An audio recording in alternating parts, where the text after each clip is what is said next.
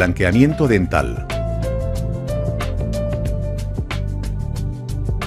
En la actualidad, el aspecto físico ha cobrado una importancia fundamental. Una sonrisa limpia, blanca y bonita no solo es un signo de higiene y aseo personal, también incrementará su autoestima, mejorará su posición social y aumentará su atractivo físico. Por el contrario, los dientes teñidos y mal cuidados pueden acarrear una baja autoestima que se manifestará en mayor o menor medida a lo largo de la relación con los demás. Si usted tiene los dientes teñidos, amarillos o han adquirido un tono grisáceo y deslucido y desea rejuvenecerlos, le recomendamos un blanqueamiento dental profesional. El blanqueamiento de los dientes es una técnica profesional muy poco invasiva que elimina las tinciones y los residuos, dejando al descubierto un esmalte limpio y clareado de nuevo.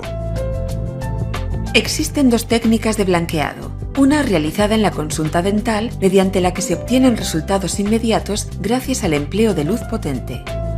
Y otra realizada en su propia casa. El profesional elaborará un molde especial que se adaptará a sus dientes y en el que usted mismo depositará el gel blanqueador. Además, ambas técnicas se podrán combinar si fuera necesario.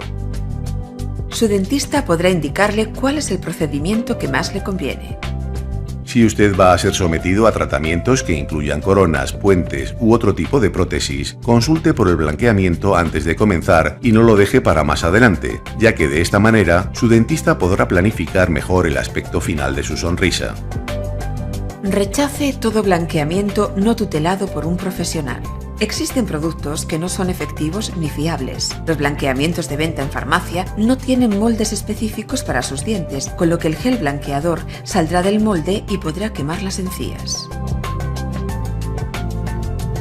No se extrañe si sus conocidos le ven más joven.